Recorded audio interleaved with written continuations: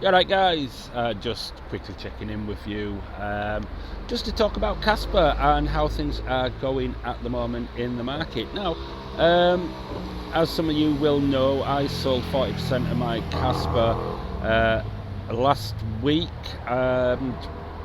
Not exactly worried that there was going to be a big impact on the price, and there hasn't been. Surprise, surprise.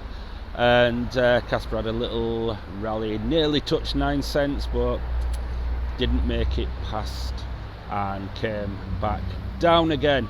Now, my point has been this: I am somebody that has belief in Kaspa for the long term, 5 to 10 years, maybe 15 even, and I am holding a decent proportion because I think that it'll be decent returns in years to come. However, what I did discover is that it's probably best not to hold too much and have that in other altcoins instead, especially with alt season seemingly here, although it's looking a bit dicey with the market at the moment. So things are a little bit nervy, just wondering which way it's going to go. Is this just a dip before the next leg up? Perhaps. But anyway, my point is that if you had Kaspa for a year, like some YouTubers who keep trying to FOMO people into buying all the time and saying it's going to break out any time on an almost daily basis, and they've also showed themselves selling to ETH a few weeks ago, a big mistake already, and I said it at the time, and you could have waited and got more Kaspa for your money. And then he went and bought 2,000 Aussie dollars worth of Kaspa as well, and the price went down 2 hours later. And the thing is, it's psychological really. I think he's just throwing all in, as he keeps saying, he's going all in, going all in, going all in. But in the meantime, he's probably also sold Solana over the last 6 months as well, and we know what's happened to that. So if you sold Solana for Kaspa, you fucked up big time there, because look at it, Solana's flown up. You could get the profits off of that and then buy shit tons more Kaspa. My point is this: stop FOMOing into Kaspa. Do not keep just putting all your eggs in one basket, because the only thing saving certain people telling you to buy more Kas all the time is the fact they've got Bitcoin in probably a decent quantity, saving their whole portfolio. Otherwise, they would be looking at eye-watering reds at the moment for the amount that's gone in and the amount that's been sacrificed of crypto that has all since done well. So the fact is this: with Kaspa, it's a marathon, not a sprint. So you don't have to FOMO in. Yes, it might go up to, if it's lucky, 50 cents, even 75 cents, maybe $1 in this cycle. I don't think it will. I don't think it'll go up that high. But either way, it is going to retrace. And there's going to be a lot of disappointed people who have had faith in Kaspa to do so well when it's not even listed on Binance yet. And they're going to be selling their Kas. And when they sell their Kas, that price will come tumbling back down, and lo and behold, it's going to be another good opportunity to buy in between now and, well, you know, the end of the cycle and the next 2, 3, 4 years, and in time for it to start benefiting from when it is listed on Binance, when it has the smart contract sorted and all that. So the future might be bright for Kaspa, in theory. By the way, it's all in theory, because the best technology doesn't always win the day.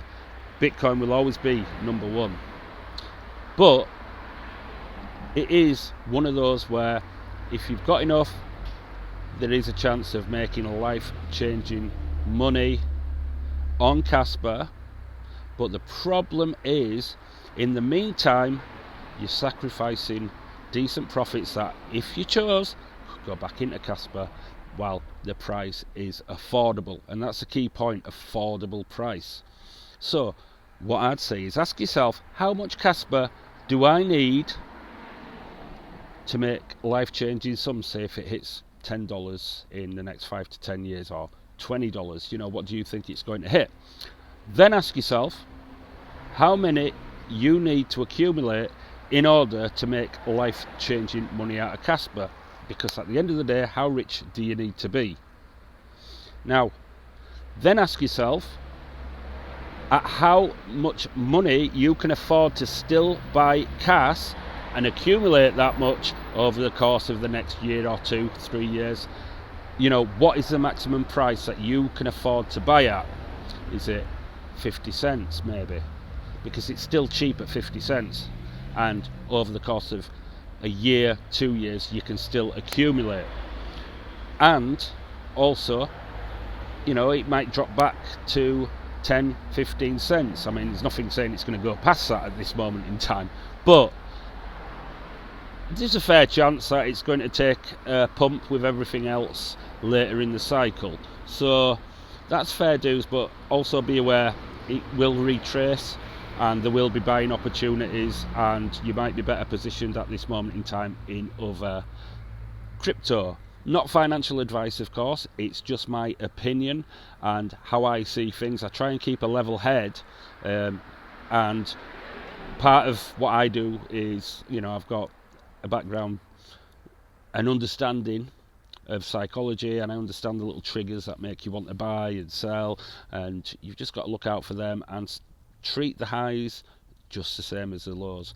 Lows are a good buying opportunity, highs are probably when you need to be a bit cautious, and just depending, you might need to take profits, but just be smart about it. You know, don't think, because there's going to be a lot of people that are stuck with Kaspa when it doesn't pump to the $1 they're waiting for, and it only makes it to say 78 cents, and they'll ride it all the way back down when they could have sold or DCA'd out and took some profits and felt good about themselves, but instead they'll get pissed off and it'll come back down and they'll sell probably at a loss, and that's just the way it works. So that's why I am buying over the course of time, just accumulating slowly, but not at the expense of better altcoins and Bitcoin. So stop being influenced by people who say quick buy, it's going to break out, it's going to break out, it's going to break out. My God, I'd love them to publish how much Kaspa they have, how much they've bought, and what their current state of affairs is with profits and losses, because I get a feeling there might be some eye-watering losses and it won't be quite as convincing to buy when you see those losses, will it? But they don't say anything. I've asked a couple of times on a certain person's channel, how many SOL have you sold to buy Kas? And so far, no response. I didn't get a response the first time I've asked. Let's see if I get a response the second time I've asked. But that is quite telling. So if he knows that he sold SOL to buy Kas and he doesn't want to respond to it, then that tells me he's not being honest with you, and what he's acting like is a desperate person at a casino, going all in, trying to double up in a last attempt to salvage something from the losses, and that only leads to more losses. So anyway, I'm going to leave it there. Let me know what your thoughts are. Hit the like button and leave a comment, and hit the subscribe button as well. Thank you very much for watching. Bye bye.